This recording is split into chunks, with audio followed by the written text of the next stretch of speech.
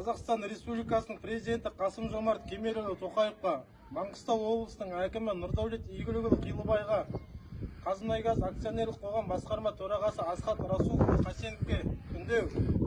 Біз Сұңқар холдинг жауапкершілігі шектеулі серіктестігінде жұмыс істеген 46 жүргізуші сіздерге соңғы үмітімізді артып үндеу жолдап отырмыз.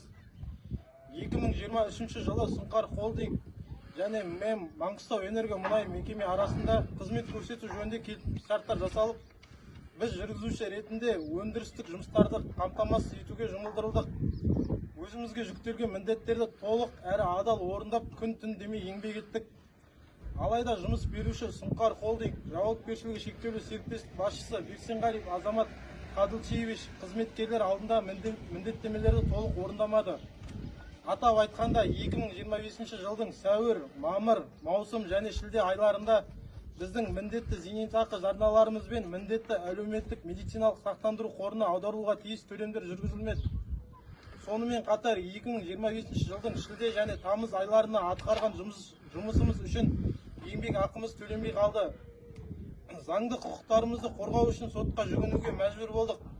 Іс Маңғыстау облысының мамандандырылған аудан аралық экономикалық сотында қаралды. Сот отырыстары туралы тиісті түрде хабарланғанына қарамастан жауапкер Бексенғалиев Азамат Қадылшиевич сотқа қатысқан жоқ және өз әрекеттеріне ешқандай түсініктеме бермеді.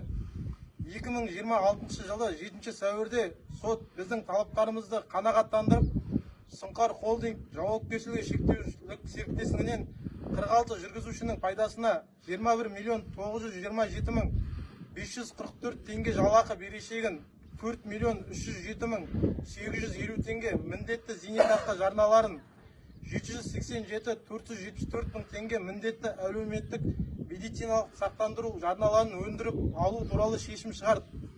Алайда сот шешімі шыққанына бірнеше ай өтсе де, бүгінгі күнге дейін ешқандай нақты нәтиже жоқ.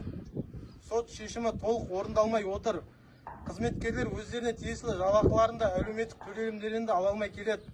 Біз талай мекеменің табалдырығын тоздырдық, талай рет арыздандық, бірақ мәселе әлі күнге дейін ешқандай шешімін таппай отыр. Біздің арамызда отбасын асырап отқан азаматтар, несие төлеп отырған адамдар бар. Бірнеше айлық жалақысын ала алмай жүрген еңбек адамдардың жағдайы күннен-күнге қиындап барады.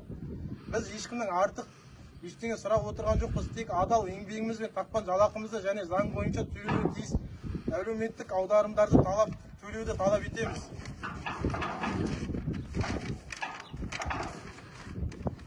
Осыған байланысты сот шешімінің орындалуын және бақылауға алуды, 46 жүргізуші алдындағы берешекті толық өндіріп беру және нақты шараларды қабылдауды, еңбек заңнамасын бұзған тұлғаларды жауапкершілікке қарауды және қарапайым адамдардың құқығын қорғауды ықпал етуді сұраймыз. Талап етеміз осы үндеуімізді.